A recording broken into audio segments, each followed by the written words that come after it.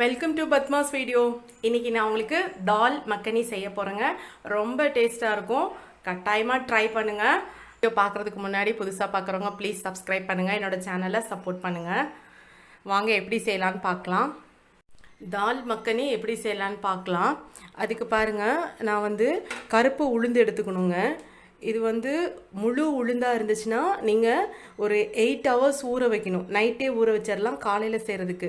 ஆனால் இது நான் உடைச்ச உளுத்தம் பருப்பு அப்படிங்கிறதுனால நான் இதை ஊரெல்லாம் வைக்கலை. சும்மா ஒரு நல்லா அலசிட்டு, நல்லா மண்ணெல்லாம் இருக்கும், ஒரு மாதிரி தூசியெல்லாம் இருக்கும், நல்லா அலசிட்டு ஒரு 15 நிமிஷம் ஊற வச்சுருக்கேங்க. போதும், குக்கரில் நல்லா வெந்துடும். அப்புறம் பார்த்திங்கன்னா இது ராஜ்மா சும்மா ஒரு கைப்பிடி இருந்தால் போதும். ஆனால் இது நிறைய நேரம் ஊறணுங்க. 8 hours 10 hours இதை ஊற வைக்கணும் கட்டாயமாக. ஊற வச்சு இதை நான் தனியாக வேக வச்சுருக்கேன். நான் நிறையா பருப்பு எடுத்து வேக வச்சுட்டு எனக்கு தேவையானதை இப்போ எடுத்திருக்கேன். மீதி நான் ராஜ்மா செய்கிறதுக்காக வச்சுருக்கேன், ராஜ்மா கிரேவி. இப்போ பார்த்தீங்கன்னா இது வெந்திருக்கு பாருங்கள். இதை நான் வேக வச்சுருக்கேன். ஏன்னா இது கொஞ்சம் உளுந்து சீக்கிரம் வெந்துடும், பட் இது வேகாது. அதனால் நான் வேக வச்சதை தான் இதோட சேர்த்து திருப்பியும் வேக வைக்க போகிறேன். இப்போது நம்ம இதை குக்கரில் போட்டுக்கலாம்.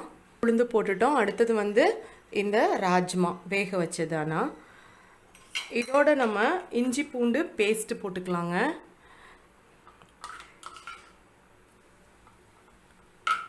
ஓகே, இப்போ நம்ம தண்ணி ஊற்றி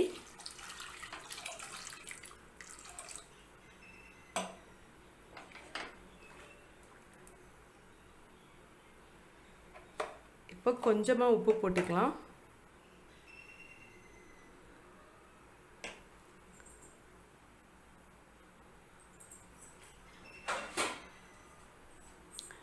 இப்போது இதை மூடி வச்சு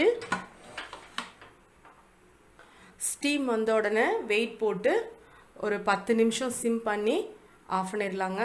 இல்லை 15 நிமிஷம் கூட வைக்கலாம். நீங்கள் விசில் விடுறதா இருந்தால் விசில் விட்டுக்கோங்க. இதெல்லாம் வேகட்டும், நம்ம அப்புறமா இதை திறந்து பார்ப்போம். சப்போஸ் உங்களுக்கு விருப்பம் இல்லை அப்படின்னா நீங்கள் எண்ணெய் கூட போட்டுக்கலாம்.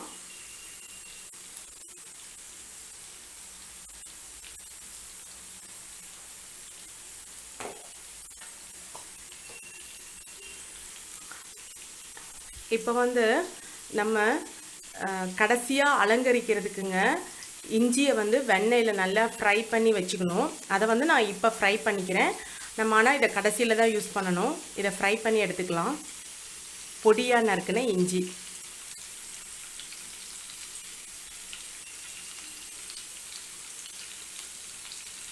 ஓகே. இப்போ இந்த இஞ்சியை நம்ம ஃப்ரை பண்ணி வச்சுக்கலாம்.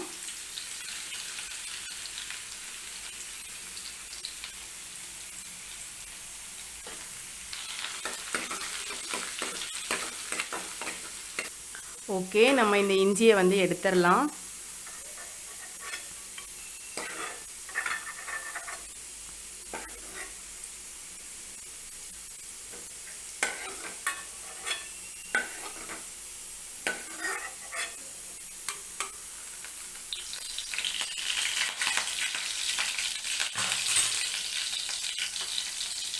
இப்போ நம்ம சீரகம் போட்டுக்கலாம்.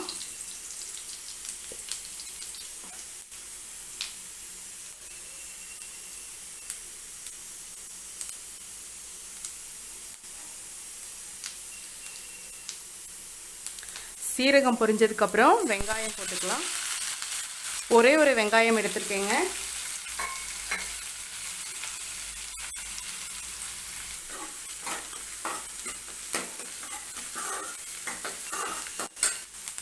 இஞ்சி பூண்டு நம்ம வேக வைக்கும் போதே போட்டிருக்கோங்க. இருந்தாலும் இப்போ கொஞ்சம் போட்டுக்கலாம். இந்த பருப்பு ஐட்டம்லாம் வாய்வாக இருக்கிறதுனால, கேஸாக இருக்கிறதுனால நம்ம இந்த இஞ்சி பூண்டெல்லாம் கொஞ்சம் நல்லா சேர்த்துக்கிட்டோம்னா நமக்கு எதுவும் செய்யாது.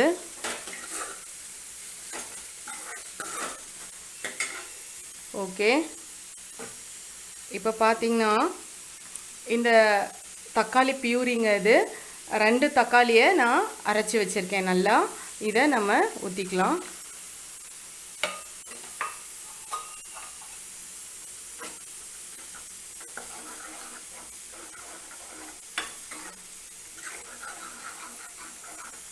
இப்போது இது கொஞ்சம் நல்லா சுண்டட்டுங்க. மூடி வச்சிடலாம்.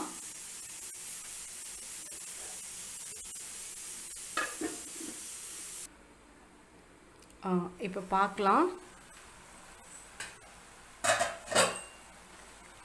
ஓகே, தக்காளி நல்லா ரெடி ஆயிடுச்சு. இப்போது இதில் மிளகாத்தூள், அப்புறம் மஞ்சத்தூள்,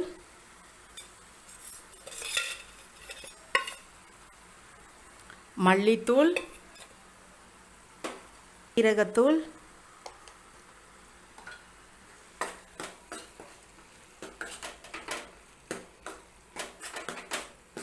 போட்டு நல்லா வதக்கிக்கலாங்க. அப்புறம் கரம் மசாலா,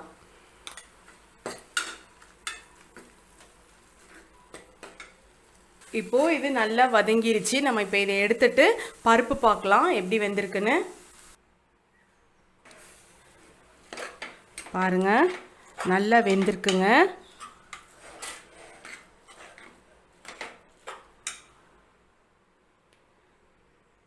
பாருங்க, நல்லா வெந்திருக்கு, மசிஞ்சிருச்சு.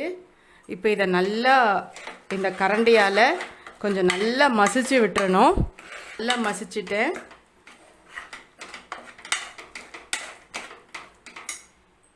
செஞ்சு வச்சுருந்த அந்த தக்காளி மசாலெல்லாம் இருக்குல்லங்க, அதை போட்டுக்கலாம்.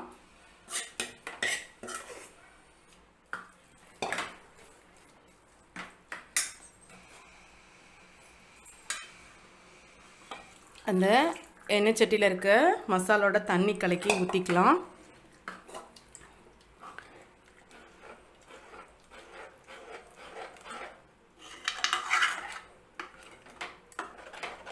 இப்போது நீங்கள் உப்பு செக் பண்ணிவிட்டு உப்பு போட்டுக்கலாம். நம்ம பருப்பு வேகும்போதும் உப்பு போட்டிருக்கோம். இப்போ கொஞ்சம் உப்பு தேவைப்படும், போட்டுக்கலாம்.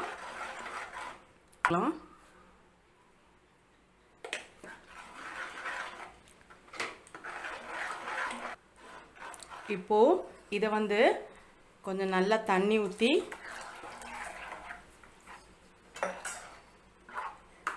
கலக்கிட்டு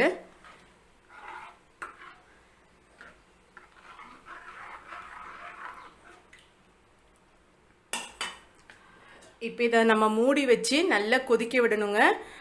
அடுப்பை சிம் பண்ணிக்கலாம். இது வந்து அடி பிடிச்சிக்கிட்டே இருக்கும். ஏன்னா பருப்பு வந்து நம்ம மசிச்சு வேறு வச்சுருக்குறோம்.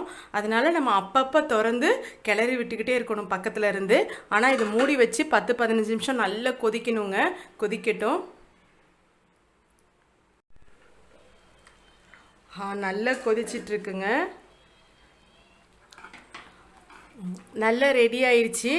இனிமேல் நம்ம இதை வந்து அலங்கரிக்கிற வேண்டியது தான். நல்லா ரெடி ஆயிடுச்சுங்க. இதை இப்போ நம்ம ஃபைனல் டச் கொடுக்கணும். அதுக்கு என்னென்ன பண்ணணும்னா பாருங்கள், நம்ம இஞ்சியை வெண்ணெயில் ஃப்ரை பண்ணி வச்சுருந்தோம். அதுக்கப்புறம் மல்லித்தலை, அதுக்கப்புறம் கஸ்தூரி மேத்திங்க. ஃபஸ்ட்டு இது 3ஐயும் போடலாம். இஞ்சி, மல்லித்தலை,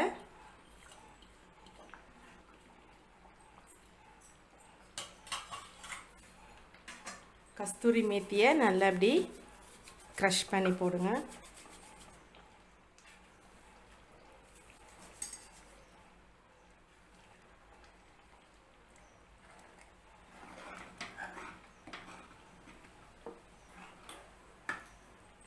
அதுக்கப்புறமா நம்ம ஃப்ரெஷ் க்ரீம் போடணுங்க.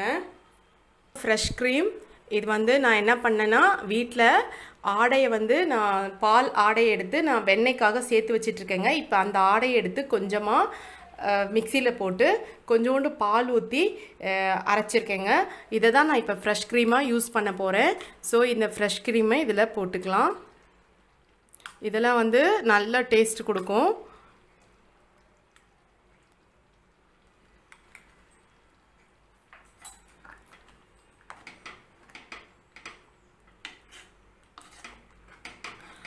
அதுக்கப்புறம் பார்த்திங்கன்னா ஃபைனலாக மறுபடியும் நம்ம பட்டர் போடணுங்க. உங்களுக்கு விருப்பப்பட்டால் போட்டுக்கோங்க. ஆக்சுவலாக நான் வந்து இந்த மாதிரி கிரேவிக்கெல்லாம் நிறையா எண்ணெய், நெய், வெண்ணெய் இதெல்லாம் யூஸ் பண்ணுறதுனால நான் சப்பாத்தி மாவில் எண்ணெயே ஊற்றி பிசைய மாட்டேங்க. சப்பாத்தி சுடும்போதும் எண்ணெயே ஊற்ற மாட்டேன், சும்மா லேசாக எண்ணெய் தடவுவேன் அது மேலே, அவ்வளோதான். இந்த மாதிரி கிரேவிலெலாம் நிறைய யூஸ் பண்ணுறதுனால நான் வந்து சப்பாத்தியில் ஆயில் யூஸ் பண்ண மாட்டேங்க. ஓகே, இப்போ நமக்கு தால் மக்கனி ரெடி ஆயிடுச்சு. பயங்கர ரிச்சாக இருக்குங்க, ஏன்னா நம்ம பட்டர்லேயே செஞ்சுருக்கோம். அதுக்கப்புறம் ஃப்ரெஷ் க்ரீம் போட்டிருக்கோம், கஸ்தூரி மேத்தி போட்டிருக்கோம் ஒரு டேஸ்ட்டு ஃப்ளேவருக்கு. இஞ்சியை வந்து நம்ம வெண்ணெயில் ஃப்ரை பண்ணி போட்டிருக்கோம். ரொம்ப டேஸ்ட்டாக இருக்குங்க, நீங்கள் கட்டாயமாக ட்ரை பண்ணுங்கள். இந்த டிஷ் வந்து எனக்கு யார் சொல்லி கொடுத்தானா, எங்கள் வீட்டுக்காரோடைய அக்கா இருக்காங்க, அவங்க பேர் உமா. அவங்க வந்து டெல்லியில் இருக்காங்க. அவங்க தான் எனக்கு இந்த டிஷ்ஷஸ் சொல்லி கொடுத்தாங்க. ரொம்ப டேஸ்ட்டாக இருக்கும்.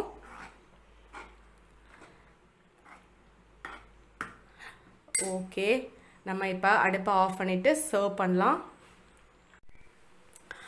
சூப்பராக ரெடி ஆயிடுச்சுங்க. உங்களுக்கு இந்த வீடியோ பிடிச்சிருந்துச்சுன்னா ஷேர் பண்ணுங்கள், லைக் பண்ணுங்கள், கமெண்ட் பண்ணுங்கள். புதுசாக பார்க்குறவங்க ப்ளீஸ் சப்ஸ்கிரைப் பண்ணி என்னோடய சேனலை சப்போர்ட் பண்ணுங்கள். Thanks for watching.